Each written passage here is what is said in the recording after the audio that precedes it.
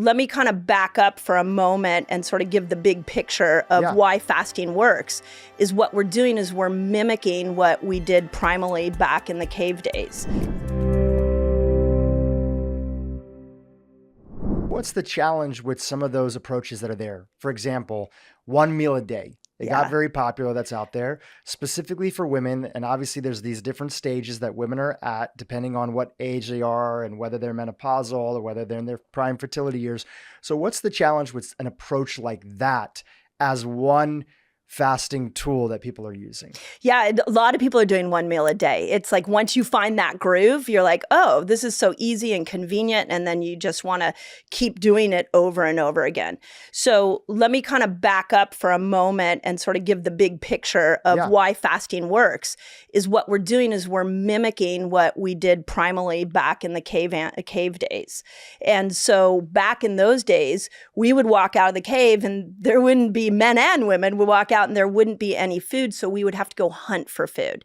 And in that ability of the human body to go hunt for food, we switched over into another fuel source, which is called the fat burner system or the ketogenic energy system.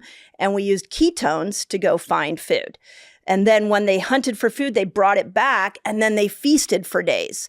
So the human body in general, both men and women, are meant to have feast-famine cycling. We need to go into periods of less food, and then you can go into periods where you're feasting, what I say, on the right foods. That is how our metabolism really shines best. Now, the challenge, so if you do 1 meal a day over and over again, you're not in accordance with that feast-famine cycling. You were not meant to eat all day. You were not meant to fast all day. You were meant to dip in and out of different styles of eating and different styles of fasting. Now, for women, this is even more important because when you look at, let's just say that, let's pull on the thread of estrogen and progesterone. Estrogen and progesterone are two of the major sex hormones that drive women, and they need vastly different approaches. So estrogen does amazing with fasting. Progesterone, you will completely tank your progesterone with fasting. So if a woman is doing 1 meal a day over and over and over again, eventually she's going to lose progesterone. And if you lose progesterone, you're going to be more anxious. You're going to have trouble sleeping. Your hair is going to fall out. You're going to have trouble calming your body and your mind. And this is literally what we saw on my YouTube channel, is that everybody started doing, after the obesity code came out, everybody started doing 1 meal a day. They got so excited about the weight loss benefits of fasting. They started doing 1 meal a day. And then they all came to my YouTube channel where I was teaching variation. And I started seeing that the women had very consistently similar results and problems. And it was exactly what I just said. Hair falling out, some of them were gaining weight back, trouble sleeping, highly anxious.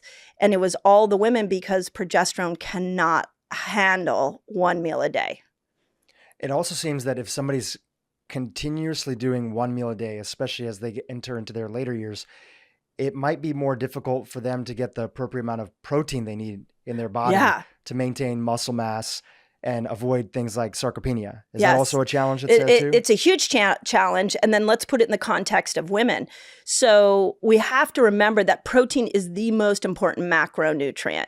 You know, in the whole low carb movement, we got excited about and villainized carbs, although I believe nature's carbs are healing. I don't think we need to totally put the enemy badge on carbs. But with protein, we are not eating enough protein as humans, but as women, we need more protein than ever. And especially after 40, when we start to go through those menopausal years, we need protein. So if we're doing 1 meal a day, you need at least 30 grams of protein per meal to trigger amino acid receptor sites in your muscles to grow your muscles stronger. But on a daily basis, I really do believe 1 gram of protein for 1 pound of body weight you want to be is a good measurement. But how are you going to accomplish that with 1 meal a day? There was a popular book on the topic of 1 meal a day that was written by James Cameron's wife. And I think, they're very vocal about their advocacy is really from a place of they truly believe that plant-based is the best for the world. Yeah. And they are also seeing that one meal a day. I went to a talk of hers in Santa Monica, just as like a supportive thing, just seeing what's out there in the world and always being open-minded. And it also seemed that the idea of preaching one meal a day was another way to get people to cut down specifically maybe animal protein. Yeah. That was being, that it was kind of the vehicle to kind of get people to that place. Yeah. And just was interesting. I just was, paying attention to that. Yeah. Obviously, people can eat whatever they want to eat or not eat whatever they want to eat. Amen. But let's zoom out of one meal a day. Yeah. And let's go back to the idea of fasting. So you said something that a few other women, you guys are in a small but powerful minority. And I'm proud to say that my podcast has been one of those that was early on really giving voice to a lot of the great women in this space. But the idea that women cannot fast like men. Yeah. Talk a little bit more about that. Yeah. And why do certain things work for men that may not necessarily work for women? Yeah, it's such a good question. And I think what all of us are trying to do is bring to light the conversation in the health world that men, when you look at your hormones, you work off of a 24-hour system. You get testosterone every 15, 20 minutes. You're getting a pulse of testosterone. It'll come back in another 20 minutes. And testosterone is pretty much what the primary hormone that drives you. Now, it doesn't mean that you're not affected. Estrogen is still a part of something you need to keep in the mix and make sure you're not doing endocrine disruptors and all of that. But you really have one hormone that is going to convert into other hormones and is driving you. Women, we have 3 hormones. We have estrogen, progesterone, and testosterone. You have it coming in a 24-hour period. We have these 3 hormones coming in a 30-day, 28, 30-day period. So when we look at the characteristics of these hormones, testosterone for both men and women does amazing with fasting. Now, we don't have a ton of studies for women on fasting and testosterone. I wish we did. We have on men, we see 24-hour fast, you can upregulate testosterone. Men do so well with fasting because it has such an energizing experience to testosterone, and you can really upregulate testosterone.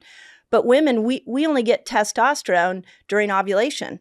We don't get testosterone much the rest of our cycle. We get estrogen in the front half, and then we get progesterone primarily in the back half. And progesterone and estrogen have to be treated differently. So estrogen is very forgiving. You can do a lot of cardio, you can do long fasts, you can do low carb, like anything that's going to bring glucose down, bring insulin down, estrogen's going to shine. If you have PCOS, this is one thing I write about in the book, you're really going to benefit from doing longer fasts, going into those low carb moments. It's going to help you balance out estrogen and testosterone. But in the back half of our cycle, when we get progesterone's completely the opposite. So what happens with progesterone is if cortisol goes high, progesterone gets shy. Like she's out. Like you want to run a marathon, it's day 21 of your cycle. It's not the best time to do it because as cortisol is up, you're going to see progesterone go low. So any stressor like a fast is a stressor, exercise can be a stressor, is going to raise cortisol, and now progesterone goes away. Second thing on why women need to fast differently is that we actually are more insulin resistant the week before our periods. And that's to progesterone's advantage. Progesterone needs glucose to be higher. So I can't tell you how many women that I've put CGMs on, continuous glucose monitors, and just by teaching them how to fast like a girl, we still are seeing that glucose is going up the week before her period because that's what progesterone needs. Okay, have you been watching my videos and you're like, I don't know how to put this stuff all together? You might need my fasting lifestyle free course. I'll teach you exactly how to do it. Just click on the link below. It'll take it to you and it's absolutely free. My gift to you. take a quick little pause. I mean, we've done so many episodes on this topic, but you never know who's listening. Okay. Just give us the quick breakdown on insulin resistant versus insulin sensitive. It's something that kind of confuses a lot of people, but it's always nice to get a rehash from someone. Okay. So insulin resistance means that your cells cannot use insulin to your advantage. So insulin is the hormone that will actually push glucose into our cells so they can be used. So if you're insulin resistant, that can't happen. And then what the body does is it has to store glucose and insulin somewhere else. So it stores it in fat, and it stores it in the liver, then it'll store it in your eyes. It'll store it in all the places that the mitochondria are hanging out. It'll just pack all that glucose to store it in your brain. So that's insulin resistance. Insulin sensitive means that when insulin shows up, you can actually use insulin to your advantage and push glucose into the cells so the mitochondria can use it for energy. Yeah. And people often think of it as being something that only individuals that are overweight or obese are dealing with. But there's plenty of people that are in that skinny fat category. You know, I come from an Indian and South Asian background. A huge percentage of that population, men and women, now that we're sort of in North America and Europe and eating the sort of standard diets that are there, a huge percentage of those people, even if their BMI doesn't put them in a category of being overweight or obese, they still have insulin resistance, and it's a major driver of a lot of things that they're suffering with. Yeah, it's such a good point, because when the pandemic hit, there was a lot of talk about metabolic syndrome being the core of a poor immune system. And then when metabolic syndrome became a very popular topic during that time, there was a study that came out, I'm pretty sure you've heard of it, that only 12% of Americans are metabolically fit. So then the question became, well, what does metabolic fitness mean?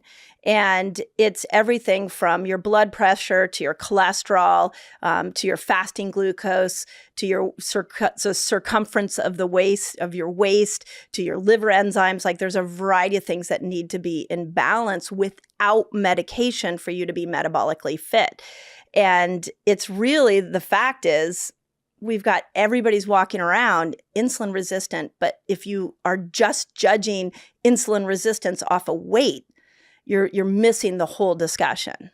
So connecting this back to the topic that started it, you were saying that women in their fertility years, right, in their prime fertility years, a week before their period, are naturally more have challenges with sort of processing and using insulin.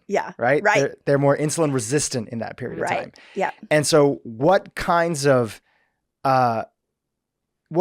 impact does that have when it comes to how they're thinking about navigating the different stages of their cycle, specifically like that week before their period? Yeah. Well, this is the reason I laugh, is because ask any woman, what does she want to do the week before her period? She wants to sit on the couch with a box of pizza and a tub of ice cream, do nothing, and eat carbs.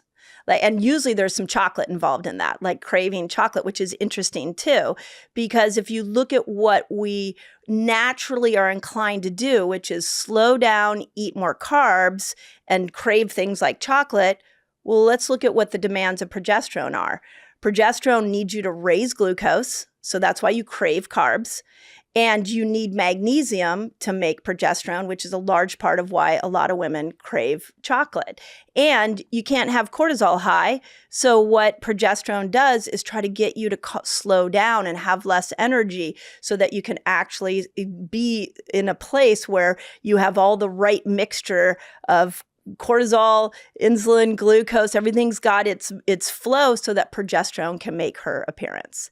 And yet we villainize that. We push through that last week. We haven't been taught what the importance of that last week of our cycle is, but yet there are very clear demands that progesterone has. And I believe this is a large reason why we have such a hormonal mess for women, is because we haven't been taught when we can lean into more of the challenging health habits and when to actually pause. So that would be, for example, a time where we want to maybe ease up for women, not we, but for women that have their period and their cycle and everything, they might want to be easing up on things that be positive stressors at other times during their cycle, but now it might be too much on the body. That's right. That's right. And this is a big part of my message, and what I put in the book is we're brilliantly designed. Like, how many times have we, complained about the fact, I don't feel like doing anything. I just want to eat carbs. I don't feel like going out. I don't feel like working out. And it's like since we haven't been taught the design of our bodies, what ends up happening is we've just been bitching and moaning about PMS. But progesterone's been there the whole time saying, hey, here's the environment I need you to live in. And so this is part of what I'm trying to break free for women is if you don't feel like working out and it's day 21 of your cycle, there's a reason for that. If you're craving more carbs, how about you go instead of to the box of pizza and we start to bring in some sweet potatoes and look at nature's carbs.